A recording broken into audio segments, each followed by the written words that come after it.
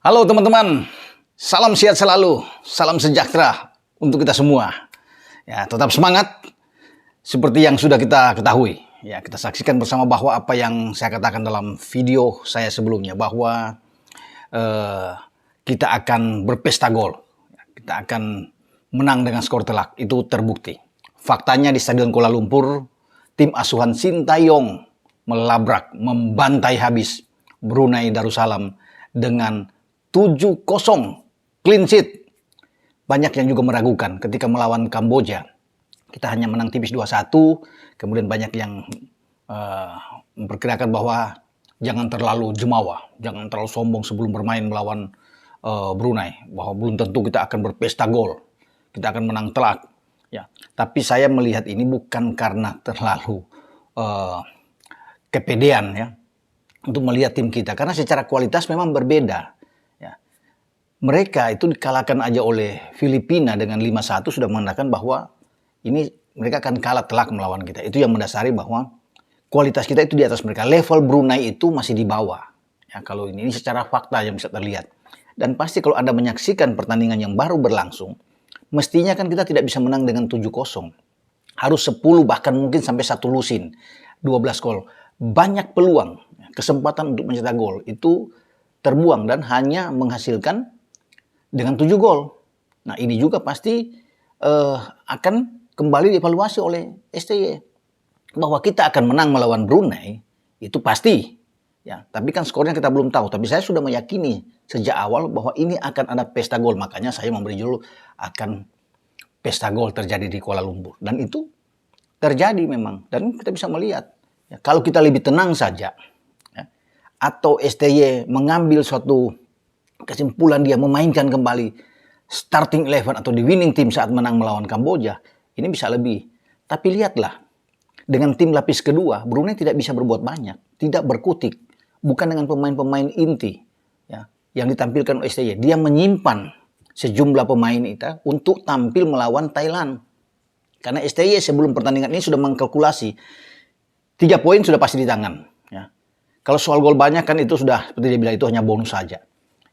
Menang dia sudah yakin. Makanya ada 8 perubahan yang dilakukan oleh STY ketika menghadapi Brunei. Tidak main-main, ini rotasi secara menyeluruh. 70% dia merombak, hanya 3 yang bertahan dari tim starting 11 saat menghadapi Kamboja di GBK. Ketika kita mendapat perlawanan sengit dari Kamboja dan kita hanya menang dengan 2-1. Ya. Hanya 3. Nadeo pertama di bawah Mister.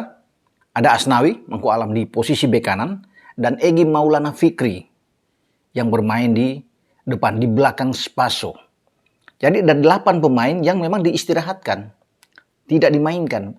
Ada pemain-pemain inti yang dimainkan di babak kedua setelah kita unggul telak ya atas Brunei.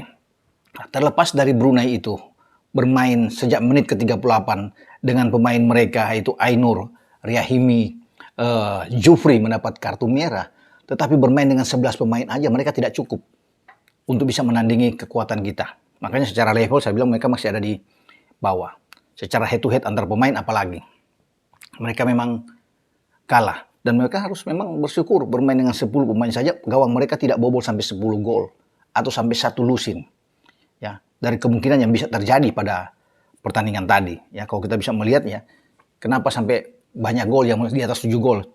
Kita lihat 33 tembakan dalam statistik yang ada di tim nasional kita. Dari 33 percobaan menembak, ini kan tinggi. Ya kita bisa melihat 13 diantaranya itu on target atau bola mengarah ke gawang. Yang terjadi gol cuma 7. Dari kemungkinan 13 gol. Bahkan melebihi dari 12. Itu saya bilang. Banyak peluang yang tercipta, tapi tidak diselesaikan dengan baik. Seandainya semua dengan baik kan, ada 13 on target ini. 13 gol kita akan menang. Sementara Brunei itu sepanjang pertandingan mereka melakukan ada 8 kali percobaan menembak, 4 kali on target. Tidak ada gol yang dihasilkan oleh mereka. Dan lihatlah dalam perbandingan ball position, ya, penguasaan bola secara menyeluruh. Itu jauh sekali. Brunei itu hanya 28%, sementara kita 72%. Kan ini sangat tinggi. Akurasi operan ya dari kaki ke kaki perpindahan bola. Itu mereka hanya 55%. Brunei, kita 84%. Jadi wajar bahwa kita itu memenangkan pertandingan. Bukan saja 3 poin, tapi dengan gol yang sangat banyak. Bahkan itu tadi, bukan cuma 7 gol. Bisa lebih kalau kita tidak membuang-buang kesempatan depan gawang. Dan bagi STY, saya pikir keberanian dia untuk hanya meninggalkan di starting 11 pertama melawan Brunei dengan 3 pemain yang saya sebut tadi, 8 pemain disimpan, ya, termasuk Jordi Amat, Fakhrudin, kapten kesebelasan itu tidak dimainkan sejak awal. Posisi 2 bek tengah ini dimainkan oleh Hansa Muyama. Ini main dia pertama kali ini di Piala AFF untuk tahun ini. Ya karena dia tidak main di pertandingan pertama melawan Kamboja, dan juga Rizky Ridho. Ini 2 langsung dimainkan. Jadi 2 ini diistirahatkan. Ya biar mereka lebih bugar antara Jordi dan Fakhrudin. Juga gelandang-gelandang kita yang tadinya dimainkan, Ricky Kambuaya, Marcelino Ferdinand, Mark Klok juga diistirahatkan. Oke, Mark Klok dimainkan di babak kedua.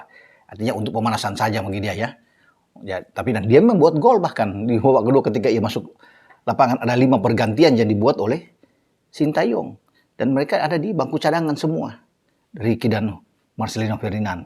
Nah di garis depan itu, ya itu hanya Egy seorang yang tetap dipertahankan sebelum Egy ditarik keluar dan Witan masuk. Witan sendiri dicadangkan. Karena Witan agak ketarik kemarin sebelum dia keluar digantikan oleh Dendi. Dan sekarang Dendi yang main sejak awal. Bermain dengan Sadil Ramdhani. Itu perubahan yang ada di garis depan. Dengan Spaso tampil lebih di pertama ya.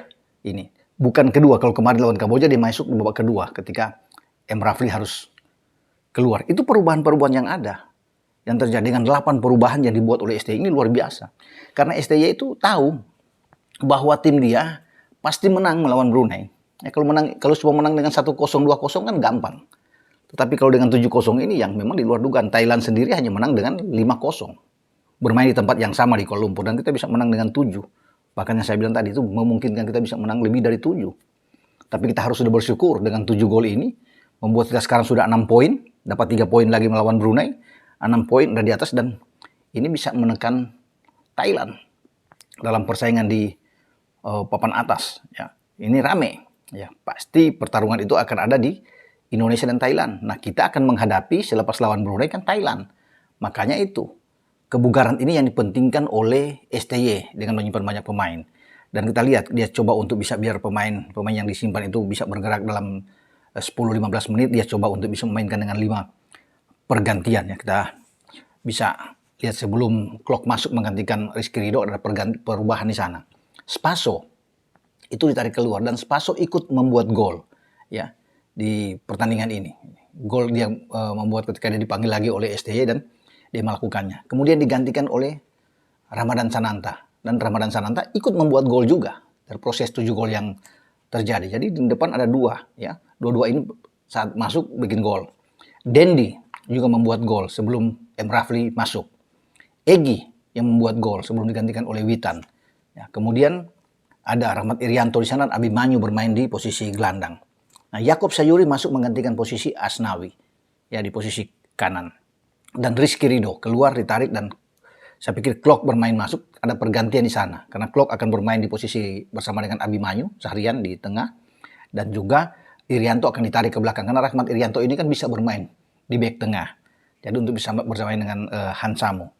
Dan ketika seharian Abimanyu membuat gol di menit ke-20 sudah terlihat bahwa kita akan mendominasi ya sebelum Dendi Sulistiawan bisa melengkapi di babak pertama dengan di menit ke-41 dan kita unggul dengan 2 gol.